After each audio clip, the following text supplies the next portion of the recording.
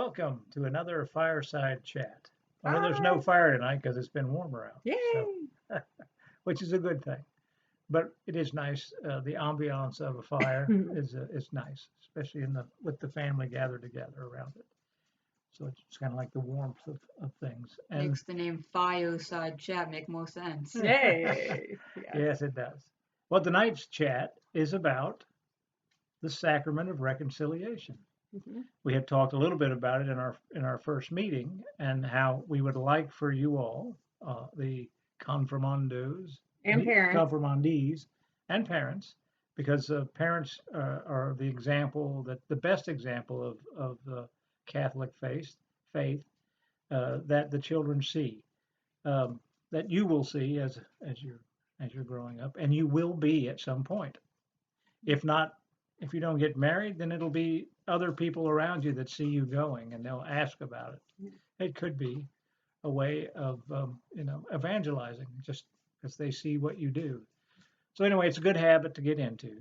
And I attribute it, like I said, with our little chat with you uh, confirmandees, uh, where I said about a friend of mine, he was in his 80s, and he asked the father about, well, I go, you know, once a month, and I really don't have anything to confess. And he goes, so why should I do it? And father said, it's like, he said, you go to the doctor and get a checkup, right? Well, yeah, she said. He said, well, this is like a spiritual checkup. Mhm. So it's like, and I attribute it to, of course, you take a shower or a bath more than once a month, but it's like you're spiritually getting cleaned when you go to the sacrament of reconciliation. It's like a spiritual shower. Yeah, it's like a spiritual shower. It's a scrubbing. And the closer we want to get to God, the cleaner we need to be. The more reconciliation you're going to have. So Yeah.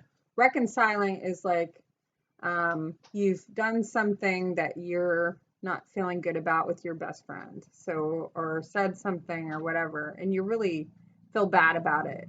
So you're getting to know Jesus that way. So you're going to your best friend, and truly is God. So you're going to Jesus, and you're basically admitting what you've done that was not good or said, and you're asking and saying, you're saying that you're sorry, and you're asking for forgiveness. So it's kind of an apology situation. So With a little bit of spice, a little bit of humiliation. yeah, there it is. It's called an act of humiliation. It's an act of humility. So if you see people going to confession, what they're doing is an action. So they're doing. They're not just thinking or keeping it inside. They are literally walking in front of a person, because we have a lot of pride. They're walking in front of a person who is holy. So that would be the priest. And that priest is sitting, and what did you call it? The priest is sitting in what? Oh, persona Christi. Persona Christi Capitis, which is a Latin word that he is like a placeholder or a telephone for Jesus. So it's not the man you're talking to. You're literally in your minds putting Jesus in front of you. And the reason why you have to have a person in front of you is because, well, if I'm just talking to Jesus in my mind, I'm actually not getting the full impact of fighting against my own personal pride. So if I can hide it and not talk about it and just like, oh, Jesus, up on the ceiling, I'm sorry for cussing my husband out today because I'm feeling bad about it. She didn't do that. I didn't do that. So if that's the case, I'm not being really held accountable. And believe you me, the priests really honestly they get wiped of any kind of confession, I think, spiritually that is given and cannot remember what you've done to hill of beans. So they hear so many of them that you're like a non-issue. It's not Father up on the altar remembering that you've lied to your mother. It's not going to happen. So Considering how many times you've done it. I'm serious. Like, honestly, they're there to help. So, um, Well, it's like what Jesus said multiple times, especially when he did a lot of healings. He would say, "You're forgiven for your sins," but then he would tell them to go and show the priest, go and tell the go priest. show the priest. So you're by going to confession and showing your face to the priest, or behind the screen, but you're going there as an act of You're showing the miracle yeah. that Jesus has done into you. Yeah. So the work of reconciliation is actually done prior to the sacrament. So the work of reconciliation is done privately with Jesus, spiritually ahead of that time. And then you go to show the priest. So you're proving it, that he is actually acting in your life. And even if, like, I'm going to turn the camera to Sylvia right now, because she has a real teenage perspective and her relationship with Jesus is just beginning. How long have you been confirmed? 2 years now, I think, about 2 years. Right. So your relationship's still working, right? Yeah. You're still growing it. So tell us about going to this. Mine. Mine So, too. I mean, because we never stop growing in our relationship until prayerfully one day we actually meet him, and that'll be the pinnacle of our relationship. Yeah, in heaven. In heaven, when we she's a little bit closer to where you're at, though. Mm-hmm. So her perspective is more insightful to where you're going to be entering in. So go ahead. What do you think about confession? Well, nobody likes it. No. No, nobody likes to just go and. Do you like it after? No, because. No. I mean, yeah, admittedly, a lot of times, I'm sure some of you guys can relate to this. Sometimes it is embarrassing to have to go and admit to someone else all the stuff that you've done and that you don't want to tell anyone about. Yes, I do feel the same way. Do you, Father? Mm-hmm. Yes. Yeah, we're all on the same boat. Although afterwards it is admittedly a little nice. You do feel cleaner. Yeah. There's a cleaning you can actually feel, like, oh, it's like after you take a shower and you feel clean, you kind of feel that way after confession. There's a cleaning feeling. Only it feels more internal. Right. It's like cleaning out your backpack with all this excess stuff you have, and it's heavy on your back and weighing you down. So when you clean all the junk out of it, and it's just what you need, then it's much lighter and it's easier to go around. And especially then it's really good when you go and get Eucharist. Yes. Then you're really ready get the whole all the blessings. You get all the blessings from that that you're entitled to. Let's put it that way. So if you're like Dad and I, we have a very different prayer life. Our prayer life is very deep, and we have a much I don't know. Where our relationship with Jesus is maturing. It's not over. It's not like, it's just a little more mature than yours. Yeah. So when you are entering that maturity of a relationship with Jesus, how do you decide, like, what helps you to decide what to say? Like, that's hard. Like, what helps you? What tools do you use as a teenager to help you go in front of the priest when you might not be feeling bad about something and the world doesn't kind of tell you that something is not good? Like, how do you decide as a teenager? Well, I use my parents a lot as like to like help me decide like what's going on. Examinations of conscience are also good. Basically what those are, it's like it goes through each of the 10 commandments and what is a sin that falls under each of the commandments. So you can use the 10 commandments. I make a list of all of my sins so that I know what to say when I'm in confession. Right. I do the same Yeah. thing. I do it on my phone or on Me my computer before I Yes, even there's also go. phone apps. I don't have a phone, but my mom does uses those I do apps. have a phone app. Yeah. I think that's pretty good, right? Yeah. How long should you go? I mean, how often should you go? Well, I mean, it's recommended like once a month is good. I mean, you can go longer. I think the church It's has once a Yeah, year. once a says year once a required. year. Yeah. You know, That's I do long. still time. That's really a long time. And here's how I gauge. If I am cussing like a sailor, like I have a problem with my mouth and I can get irritated because I'm a mom.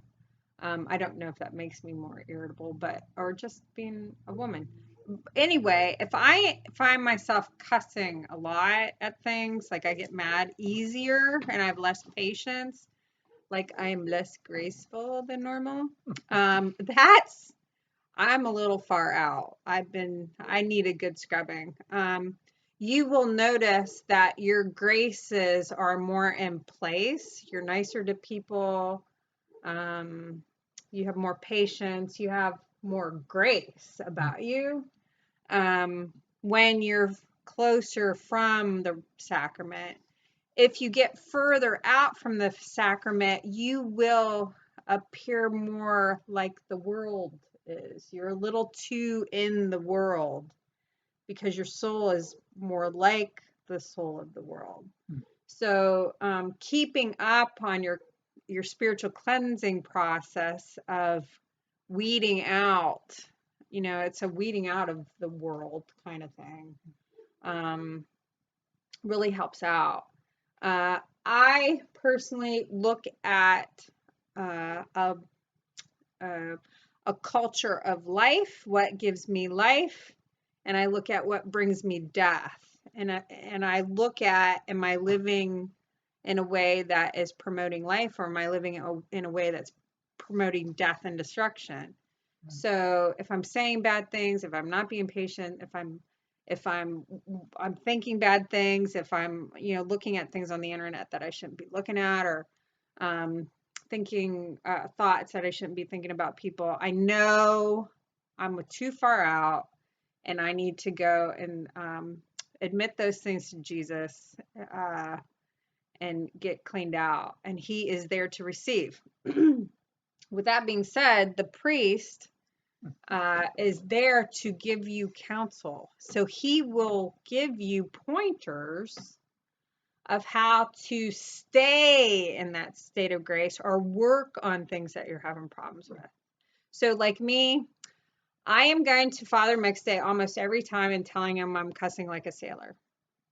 and he was a sailor. And he was a sailor, so that's Not that he cussed like one. it is embarrassing. I can't imagine that he would do that. He probably understands that voice more than anyone else does, though. But to have a woman come up and say I do it is kind of bad. So, he's going to tell me what I need to do. I need to be more prayerful. I need to be more silent, or, I need to remove myself from the situation that's making me irritable or whatever. Avoid the near occasion. Yes, yes. So what does confession look like, family? So you go in. I'll let you do it, Father. So you go in. What happens? Well, you go in and you're either kneeling in face to face, or you're sitting. In some cases, you're either face to face or you're behind the Screen. There's a word for the behind the screen type, but I don't remember what it is. I don't remember what that is either. We'll have to look it up. Oh my gosh, I didn't know. Yes, Bonus concealed. points for next meeting if you Huh. come up with the word. What is confession behind the screen? I just like looking at the priest in his face, and that's probably weird, but I feel more like I'm being I wanting. do it face to face, but it's more like, to me, I do it more prayerful, and I usually have my eyes closed, and then because I do a prayer to Mother Mary to help me have a good confession. I've never had a bad priest. I haven't either. No, they've No. always been very helpful and friendly. They're No, very. That's not what I meant. I meant just. Yeah. It's just, to me, it's prayer. It's a prayer I'm more time. prayerful, so it's like I'm actually seeing Jesus in front of me. And not When your eyes are when my closed. eyes are Oh closed. yeah, that's helpful too. Yeah, for sure. So you go in, you're seated in front of the priest or behind the confessional Mhm. or behind the screen. Right. Okay. So what do you do first? You say, "Forgive me, Father, for I have sinned," or I accuse myself Of the following of the sins. following sins. And before you get to that, you say, "It has been X amount of time, a month or Couple 2 weeks or years. 2 years or I've had a whatever." confession, my first confession back from being The in desert. the desert was 28 years was the farthest I went. And my confession before that was at confirmation, believe it or not. And it was, I quit everything. I was pretty much into sin by that point. And when he pulled me out, it had been 28 years. So when I came back out of the desert of the world and sat in front of that priest in the confessional, he was so glad to see me because I had been out for that And I'm long. sure there was some rejoicing in heaven as well. My grandma was like, "Oh my gosh, amen, Jesus." But and now I'm a regular person that goes. But so you tell him the time. What that isn't, it's not accusatory. It is about him taking a spiritual temperature. Right. So if you're like, I go once a year, blah, blah, blah, he's not thinking bad or good. He's just like, okay, so I'm looking at the soul. They've been out in the world for a year. They're going to be able to gauge how much they have to pray for you, how much they have to help you. Right. So if Because they are there to help you. yes. They're not there to accuse you and make you feel No, bad. they're not about that because Rub it in your face. there's no sinner, there's no non-sinners on the planet right now. It's a true statement. Right.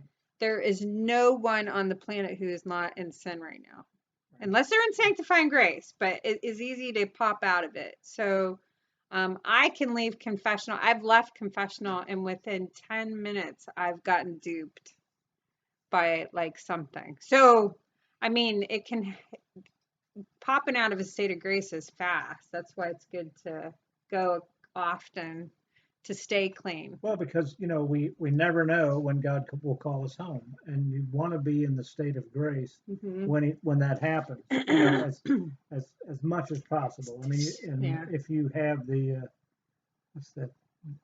We were reading the other day. What was that about? If you have the desire.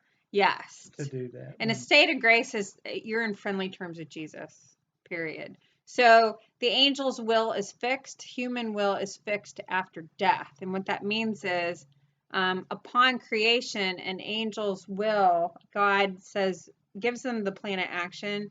Will you serve or will you not serve? And they either say servium or non-servium. If an angel says non-servium, they become a demon.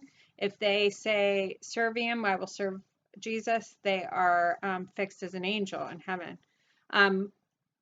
Humans after the fall receive our fixed will at death. So if we die in a state of sin, we are not a friend of Jesus, period.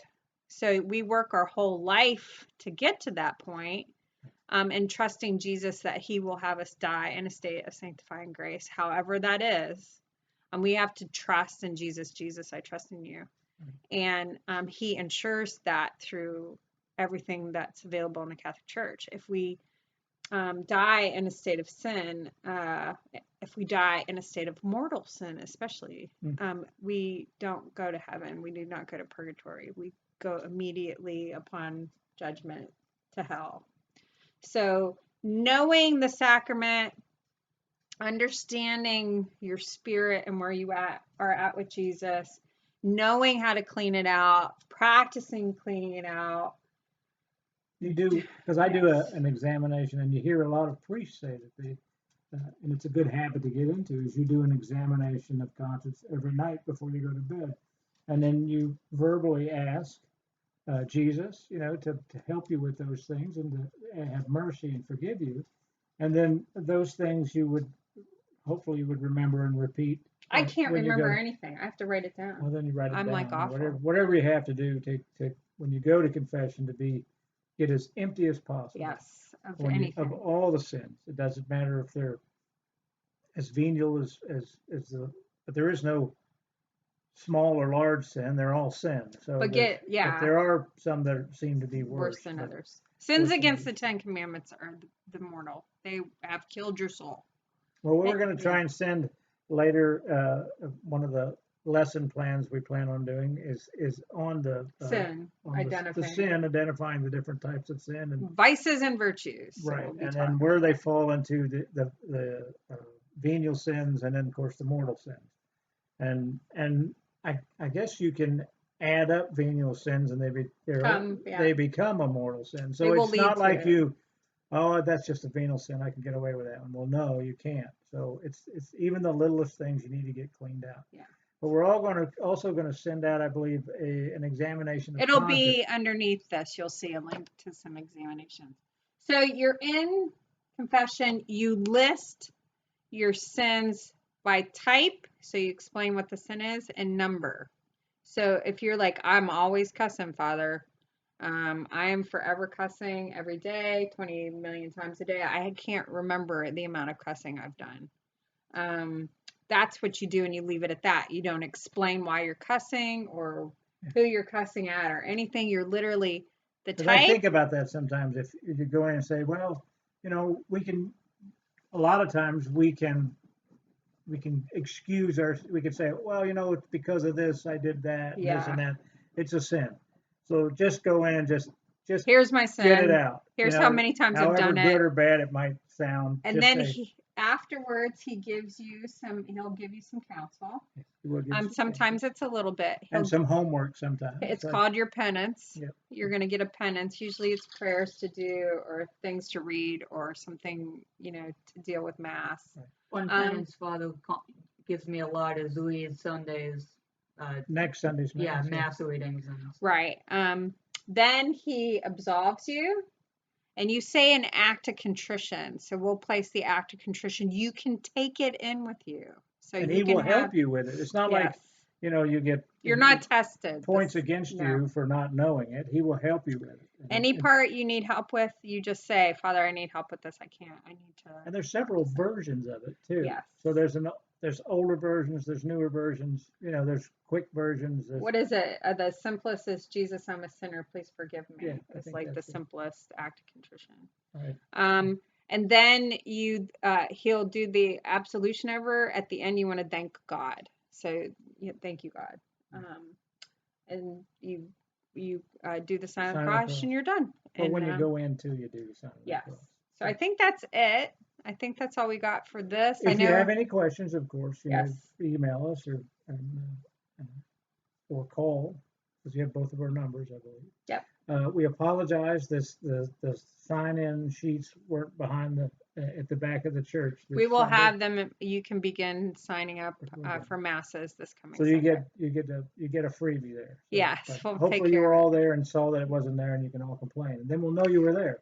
Hey. So anyway, it was a test to see if you were paying attention. Yeah. Right. Or we're just no, it wasn't. It wasn't. We're just her parents. All right, there's another one for confession. Anyway. Yeah, thank you. You guys have a good week. God bless. Your week is posted, and this is your fireside chat. So thanks for listening to our talk. See you next Sunday. We rambled on a bit this time. Okay. So, anyway. Bye. For 20 minutes. Yes, thank you, sir.